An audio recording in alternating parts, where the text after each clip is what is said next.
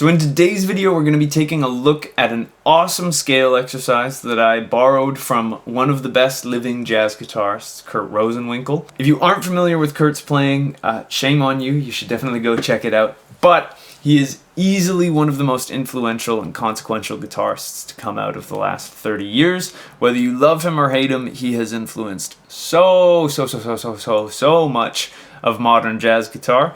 And this major scale exercise that I'm going to show you does a really great job of opening up your fretboard visualization and being able to actually see the major scale in a unique way. So the cool thing about this scale and this methodology is that it takes away from position playing, which again, I'm a big fan of position playing, and so is Kurt. This just offers you a different kind of lens to see these scales through. So to start out with this exercise, we're going to be using the G major scale. If you aren't familiar with the G major scale, that is a scale containing the notes G, A, B, C, D, E, and F sharp. And if you've seen any of my videos, you probably know that I really love the key of G major because it sits nicely on the guitar. And in most of my videos, I would be talking about positions. So we would be playing, this I refer to as position 1. I refer to this as position 2, 3, 4, 5. But this exercise from Kurt Rosenwinkel deals with seeing the guitar on a more horizontal kind of scale, or vertical, depending on how you want to think about it. So I'm going to run you through this at a medium tempo, and then afterwards I'll break it down for you, and there'll be tab on the screen slowly while I talk you through what's going on. But this is what this Kurt Rosenwinkel major scale exercise would look like.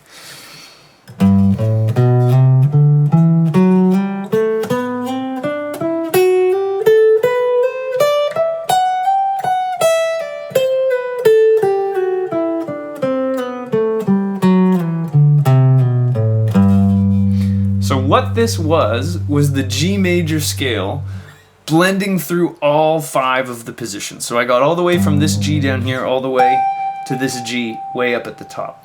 And Kurt's rule for when you kind of pivot out of these is that you try to slide up the string on a half step.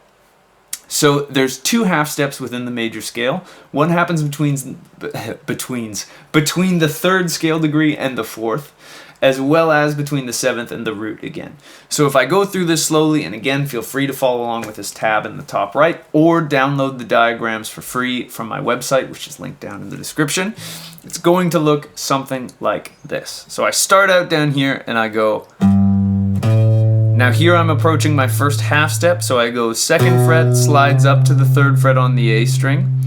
Now I go 5, 7, and now here I'm going to play 4 on the D string, slide it up to 5, 7, 9, and then I'm at my 3rd, which is going to go up to my 4th, so I slide with my pinky. Then I get my pointer finger, my ring finger. Now here is 7 going to 1, so I'm going to go 7, 8, slide. Now reaching again, I get this G, B. I'm sliding to C with my pinky here. And then on my high E string, I go 10, 12, 14, 15. Then, going down, we get 14, 12, 10, slide, slide, slide,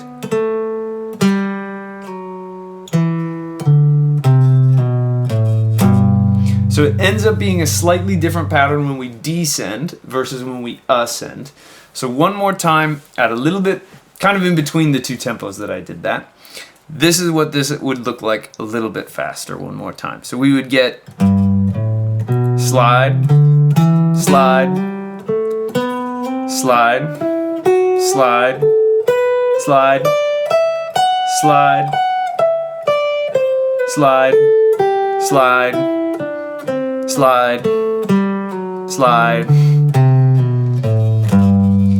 And the cool thing about this exercise and why it's so useful is it really kind of forces you to actually think about what notes are in the scale as well as where those notes are on the fretboard, where you're going through. And it helps you see whether you'll be sliding, and then once you do that slide, you need to find, like, for example, way up here at the top when this B slides to D or slides to C, I need to see and know that D is on my 7th fret. And one of the things that Kurt cautions about in the masterclass when he shares this is that you should be trying to be as relaxed, calm, and focused as possible. That's one of the things that's kind of a hallmark of Kurt's playing, is that he's so calm and relaxed when he's playing these things on the guitar. He's really, really kind of chill, and he doesn't have any tension anywhere. So while you're doing this is a great exercise to do when you first pick up the guitar and you're trying to kind of warm up or get into things.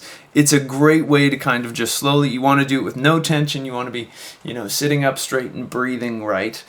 And if you just go through and let the scale kind of wash over you,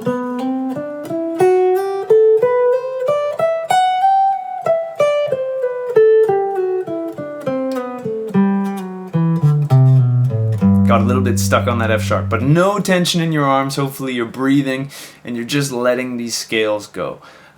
Kurt likes to talk about how every single note is a living, breathing entity.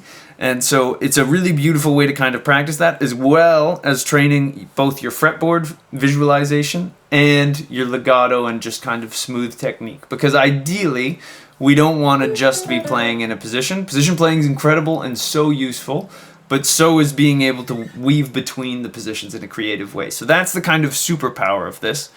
Now, really quickly, I'm going to give you an example of this also in the key of C. Now, what we're going to do differently in the key of C is we're still actually going to start with the note G, because the goal is we want to start with the lowest note really that we can on the guitar. You can start with the open strings. I personally don't like to start with open strings. I find that the timbre of them, and if you aren't familiar with that word timbre, it's the quality of the sound, kind of like how this and this are the same note, but this one's bright and shrill and this one's a little bit fatter.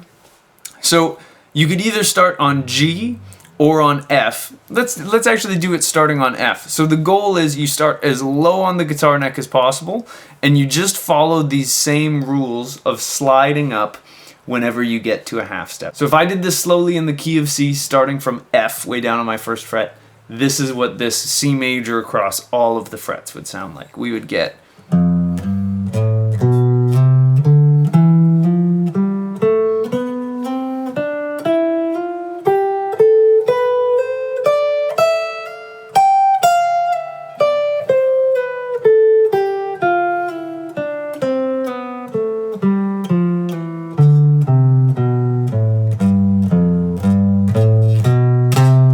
And just to make sure that it ends and is clear that it's C, I would always climb back up to the nearest C.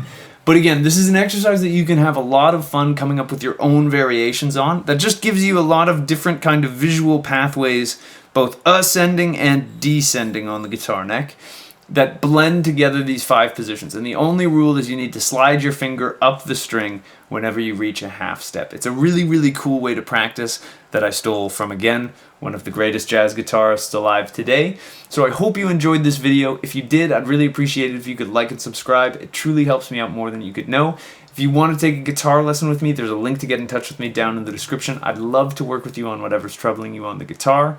If you want to support me in the free educational content that I put out here on the channel, you could subscribe to my Patreon down below.